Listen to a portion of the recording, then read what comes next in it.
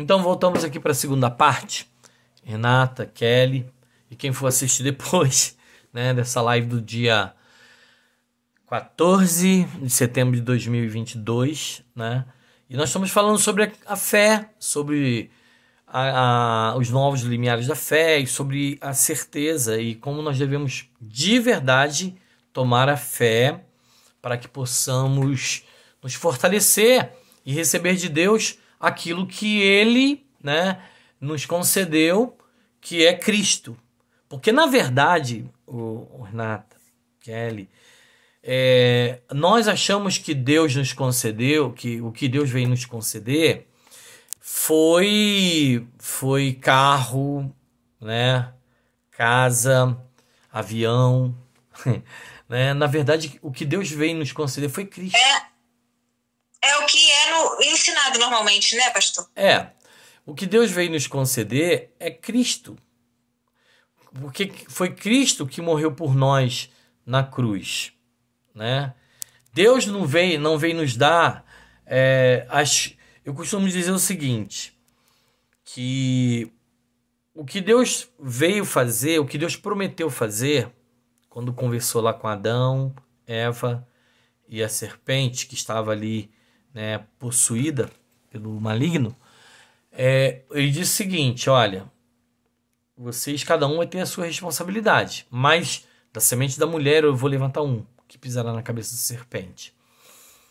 Então esse, na verdade, era aquele mesmo que esse inimigo que quando Cristo falou que pisaria na cabeça da serpente, é aquele mesmo que lá no jardim, que lá no deserto, quando foi tentar Jesus, ele tentou Jesus e disse assim, olha, não precisa, é como se ele dissesse assim, quando ele fez aquela proposta, se tu és filho de Deus, transforma essas pedras em pães. Olha, se tu é filho de Deus, te lança aqui abaixo. Se tu é filho de Deus, agora eu me esqueci a terceira. Transforma a pedra em pães. Enfim, dá ordem aos anjos a teu respeito. E aí, a questão da última tentação é que quando ela se jogar.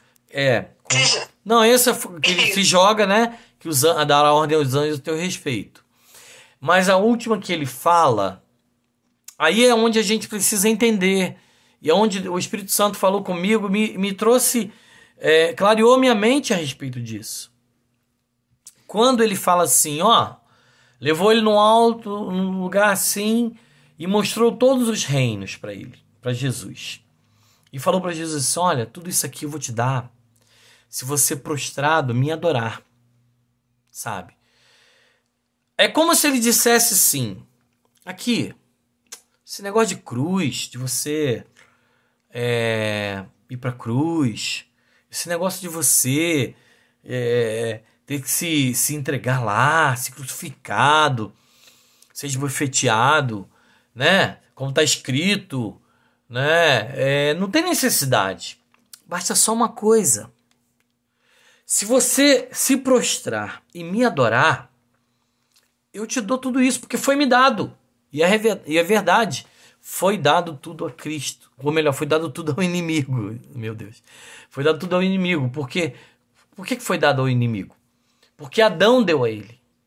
Deus disse para Adão para que ele governasse a terra. E ele simplesmente, ao invés de governar a terra, ele vai e ouve a mulher que deu ouvidos à serpente, que foi usada pelo diabo para enganar os dois, né? E quando ele faz isso, ele passa o governo da terra, que é aquela questão que a gente fala que é razão, né? Passa ali o domínio da razão, das questões todas, para o inimigo. E quando o inimigo faz essa proposta para Jesus, é nesse sentido, entende? É nesse sentido que ele faz. Qual é o sentido? O sentido é que ele daria Cristo, porque ele não queria que Jesus chegasse na cruz para que fosse ferido os pés de Jesus com os cravos, né? E que, através daquele sacrifício, né? Quando ele fala que ele feriria seu calcanhar, é justamente isso. Os pés que pisaram essa terra, os próprios pés do próprio Deus que pisaram nessa terra, na terra que Deus havia concedido a Adão e Eva para governar, que foi entregue ao maligno, essa terra feriu os pés do próprio Deus com o veneno da serpente, para que ele pudesse novamente resgatar a toda a humanidade para Deus. Então, quando ele fala assim, que tu lhe pisarás a cabeça, mas ele lhe pisarás a cabeça, mas tu lhe ferirás o calcanhar, é isso, sabe? Que o próprio Deus pisou na terra e a própria terra feriu os pés dele com os pregos na cruz. Então, na verdade, o inimigo estava dizendo isso para ele. Não precisa disso. Como diz o Lorenzo, não precisa. O Lorenzo que fala assim, não precisa. Não precisa disso. Só que Cristo, ele diz, vai-te, Satanás, porque também está escrito, somente ao teu Deus adorarás e somente a ele prestarás culto. Então, Lucas, ele fala ainda assim, e Satanás se afastou para uma outra oportunidade. Não quer dizer que ele deixou de tentar a Cristo, não. O que eu quero dizer com isso? Eu quero dizer que aquela fé, sabe, aquela situação ali que Cristo estava mantendo, apesar dele ser o próprio Deus, ele poderia simplesmente, como ele disse, né, que Pedro arrancou da espada, não está aqui no nosso texto não, tá? Quando Pedro arrancou da espada e feriu a orelha de Malco, né, aquele rapaz lá, servo do sacerdote, e que Jesus pega a orelha de Malco e faz um milagre, e ninguém percebe, porque estavam tão cegos pelo diabo, por sede, né? É igual nesses dias que nós estamos passando. As pessoas estão tão cegas, sabe? Pelo poder que querem tomar novamente, porque eles dizem que vão tomar, só que não vão em nome de Jesus. Se é que me faça entender. Vou até trocar aqui de fundo. Amém, pastor. Vou até trocar de fundo nesse momento aqui, que não parece aqui na gravação, mas aqui parece. Entende? Então, Gostei. Então, coloquei a bandeira do Brasil para ficar gravado, que apesar que não aparece ali. Então, tem tanta sede de poder, porque na verdade eles querem o poder, eles não querem de verdade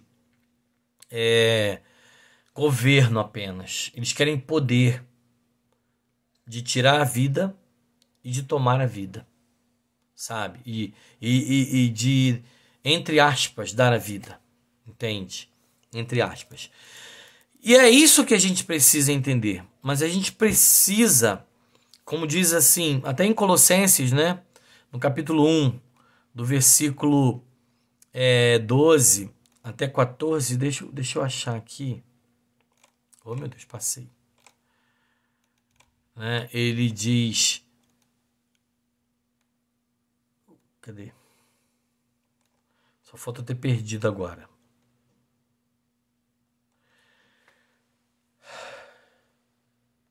Perdi. Tá aqui.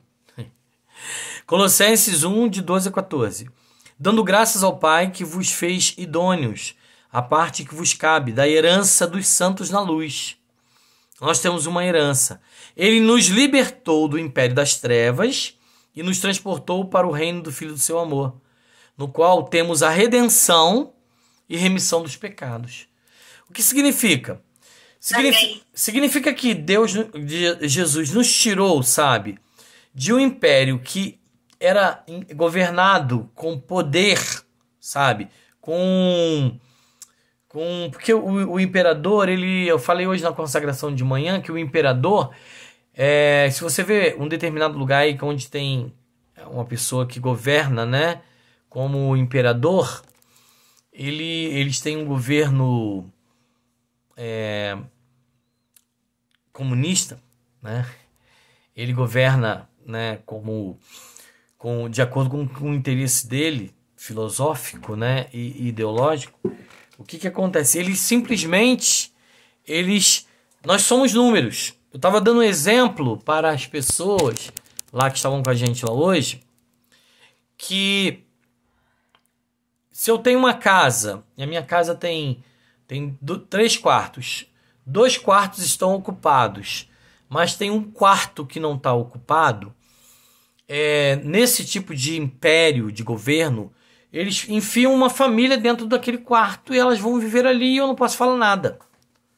Então o império ele não trata você como pessoa, ele trata você como número.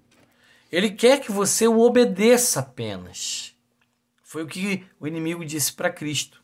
Olha, você não precisa fazer nada, só precisa se dobrar. Porque quando ele se dobrasse, ele estava agora realmente dizendo para Deus que Deus não era Deus e que, na verdade, quem era Deus era o inimigo. E é essa situação que esse texto quer dizer, que nós precisamos dar graças a Deus, reconhecendo Ele como Senhor, a fim de que nós possamos ser, na verdade, pessoas idôneas, de forma que não haja legalidade na nossa vida para que o inimigo nos acuse.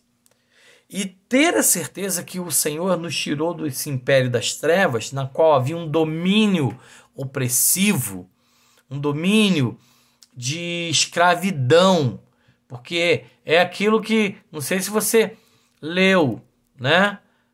Se você não leu, se você não lembra, André, volta lá no livro Vaso de Honra, no início, quando ela começa a dizer, e ela fala que ela ficou muito aborrecida, triste, porque ela estava pregando e os próprios irmãos estavam criticando ela, né? Os próprios cristãos. E também ela pregava e as pessoas não se convertiam. E aí ela ficou muito triste. E aí foi quando o Espírito Santo falou para ela: minha filha, eles também me rejeitaram. Só que tem uma coisa, o seu trabalho, né, que está logo no início do comentário, o seu trabalho é pregar. O meu trabalho, o Espírito Santo dizendo para ela, é convencer as pessoas. Entende? É convencer as pessoas.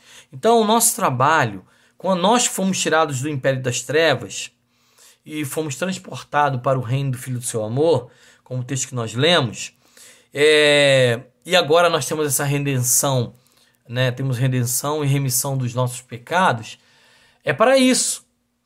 A minha questão, por exemplo, na minha casa, hoje eu estava conversando com meu filho, que ele vai tirar a carteira, vai fazer prova no próximo sábado, se Deus quiser, ajuda em oração para ele passar. É que ele passe, tadinho. Tá ansioso. Eu falei para ele: filho, eu não quero que você, eu quero só que você não olhe para ninguém, olha para mim. Olha para mim, sabe? Ouça o que eu estou dizendo para você. É isso que esse texto quer dizer, que as pessoas olhem para nós, sabe? Para que elas possam alcançar a redenção, para que elas possam ter integridade da palavra. Nós precisamos, Renata, Kelly também, nós precisamos, sabe de quê? De manter uma posição firme, sabe? Nesse Cristo, para que as pessoas sejam alcançadas como nós fomos alcançados, sabe? E elas possam ter, sabe, esperança. Elas possam ter esperança. E possam também gozar, né, do livramento de não ir para o inferno. Entende? A gente precisa entender isso. Tem um outro texto que diz sobre a nossa nova realidade, sabe? A realidade da nova criação. 2 Coríntios 5,17 diz assim, não, isso aqui eu já li no outro texto, que aquele que está em Cristo é nova criatura. Então, dentro desse aspecto que a gente precisa entender. Nós que estamos em Cristo, somos nova criatura. E aí, a gente precisa entender se nós estamos ou não fazendo dessa nova criação que nós temos. Deixa eu fazer uma colocação, que eu me lembrei aqui agora. Essa nova criatura não é a nossa alma e nem o nosso corpo. Eu falei isso já, lembra? Não é a nossa alma nem o nosso corpo. É o espírito que é recriado. Sabe? É o espírito que não tinha mais contato com Deus por causa do pecado. E quando nós recebemos Cristo como nosso Salvador, nós renascemos. É como Jesus disse para Nicodemos. Nicodemos, olha aqui. Você precisa nascer de novo. Ele, mas como eu vou nascer de novo? Como eu vou nascer de novo se eu já sou velho? Aí Jesus falou, Nicodemos, tu és mestre em Israel, não entende? As coisas da carne, Nicodemos, são da carne. Ou seja, só pode nascer um ser humano através do relacionamento sexual entre um homem e uma mulher. Ah, mas e o homem? É biológico? Nasceu homem, então é homem. É biológico? Nasceu mulher? É mulher. Né? Então o inimigo não tem como mudar. Não tem gene. Só tem gene masculino e feminino. Ponto. Então quando nasce... Então é essa situação. Só tem essa forma. Né? Agora, nascimento no espírito. É nascimento naquela questão nossa que nós somos tripartite, espírito, alma e corpo. Então, nós somos renascidos na mente espiritual. E aí Cristo toma posse do nosso espírito e aí nós passamos a ter a mente espiritual. De vez em quando a gente dá uma rateada. Essa é a verdade, ninguém é perfeito. Mas aí nós temos um advogado, como diz lá em 1 João capítulo 2, versículo 1. Filhinhos, não pequeis, mas se pecar, tem um advogado perante Deus, Jesus Cristo justo. Renata, né, que ela está aqui, ela sabe mais do que todo mundo disso. Só não sabe mais do que Deus. Porque o que está aqui nem ela conhece. Eu erro. Eu falo às vezes o que não devo. Eu peco. Né? Todos nós. Tá? Mas eu estou dizendo no sentido, no caso desse agora meu. Sabe? Eu erro. E eu confesso para você, na mesma hora eu procuro me calar e na hora às vezes eu falo que não devo e eu fico quieto e em espírito eu peço perdão a Deus, sabe? E muitas das vezes acontece novamente logo em seguida e eu me calo de novo e peço perdão a Deus de novo. Sabe por quê? Da mesma forma na minha esposa e da mesma forma qualquer outra pessoa. Não tem nada num sentido assim espiritual. Nada a ver com a minha vida espiritual, porque salvação é individual. Então, quem acusa você, quem acusa Kelly, quem me acusa é o diabo. Entende? Então, existem muitas das vezes que Kelly erra, que meu filho erra, que alguém erra, que um pastor erra, que alguém erra e de repente eu até penso em tecer uma crítica, mas eu às vezes eu tenho tentado buscar, sabe, ficar quieto, sabe, quando é uma situação assim, principalmente espiritual, quando é questão de trabalho, eu até tento mesmo e chamo atenção para correção, como fiz hoje numa determinada situação. Oi. Uma das coisas mais difíceis, né, como cristã, é ser líder, ser gerente, botar as pessoas no lugar delas e fazer isso sem ficar, sabe, irada. Não, sabe, a pessoa é difícil demais, é muito complicado. Eu sei que eu vivo isso dia após dia, aí na hora eu confesso, corro pro banheiro, confesso meu pecado, peço perdão, né, porque a gente já estudou isso, né, pastor? Aprendi com o Senhor. Falou, na hora você tem que confessar seu pecado, anota seu pecado, confessa. Né? E depois de eu ter aprendido com você, que eu aprendi agora no livro também, do Vaso para a Honra. Ela fala também sobre isso. Mas, pastor, eu corro, peço perdão, peço perdão ao meu Senhor, confesso o pecado no mesmo instante. Mas passa um dia, 2 dias, eu já tô fazendo isso de novo. Mas aí... muito difícil. Mas aí... É involuntário. É involuntário, não é... Não tramou. Não é tramou que dá o nome, não. Não... arquitetou. Eu vou fazer essa maldade, eu vou fazer. Não, entende? É involuntário. É por isso que eu disse que a gente precisa confessar, sabe? Agora a mesma coisa, quando o Espírito Santo... Tem hora que eu tô aqui conversando com o Kelly, às vezes a gente tá vendo televisão, às vezes a gente tá conversando alguma coisa, aí eu tô parado, de repente, a cabeça voa, sabe? Aí o que eu faço? Aí eu falo uma palavra, aí eu falo assim... Ai, meu Deus, como é que eu falo? Eu já observei o que eu falo. Ih, rapá. Quando eu falo ih, rapá, sabe? É porque a minha mente voou. Aí eu falo, ih, rapá. Gente, já é natural, já é... agora que ela tá sabendo até o que é. Entendeu? Que nem ela sabia, porque às vezes eu falava ih, rapá. Sabe? É porque a nossa mente, ela vai longe. Mas o Espírito Santo, ele faz lembrar. E a gente tem que fazer isso, sabe? E a Bíblia diz que o Espírito, ele testifica com o nosso Espírito que somos filhos de Deus. E como filhos de Deus, nós temos a necessidade da gente confessar os nossos pecados.